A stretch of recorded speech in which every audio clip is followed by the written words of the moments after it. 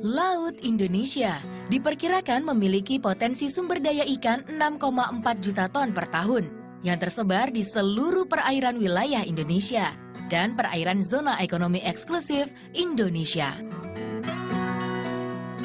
Indonesia menjadi salah satu negara bahari yang memiliki kawasan terumbu karang yang luas, mencapai 7.500 km.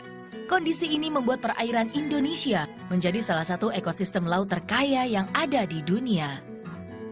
Termasuk habitat biota laut langka serta migratory species. Laut Indonesia dijuluki sebagai The Queen of Pearl karena menghasilkan salah satu mutiara langka di dunia yang bernama South Sea Pearl. Berdasar data dari Kementerian Kelautan dan Perikanan, di dunia produksi South Sea Pearl mencapai 12 ton per tahun. Dan Indonesia menghasilkan hampir 7 ton di antaranya. Hal ini berarti lebih dari 50% mutiara jenis ini yang ada di dunia berasal dari Indonesia. Indonesia merupakan negara kepulauan yang sangat luas dan banyak menyimpan kekayaan alam. Tak heran dari zaman dulu, bangsa-bangsa penjajah memperebutkan wilayah ini agar dapat menguras kekayaan lautnya.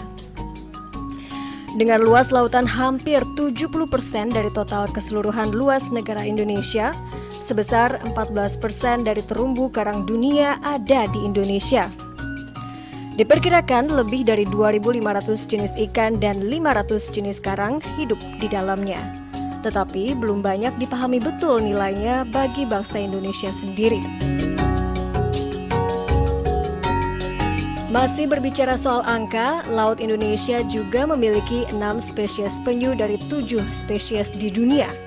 Tak lupa distribusi ular lautnya yang mencapai 37 spesies dari 50 spesies yang ada di dunia. Dan letaknya yang strategis menjadi koridor penting bagi migrasi ikan paus. Tak hanya kekayaan sumber daya ikannya, terumbu karang di Indonesia pun termasuk ke dalam wilayah Triangle Coral Reef, sehingga menjadi pusat keanekaragaman hayati laut terkaya di dunia dan menjadi lokasi berkembang biaknya ribuan spesies laut di perairan Nusantara. Jangan lupakan juga fungsi dari perairan laut Indonesia ini.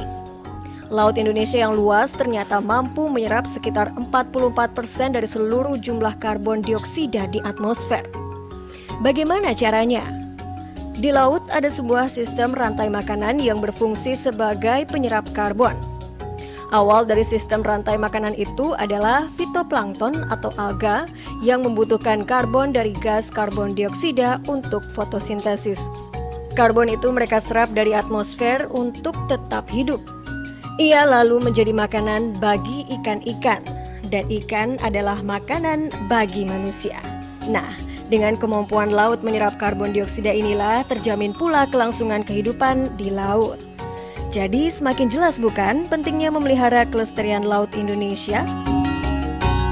Ya, mulai dari tidak membuang sampah atau limbah, melindungi hewan-hewan laut,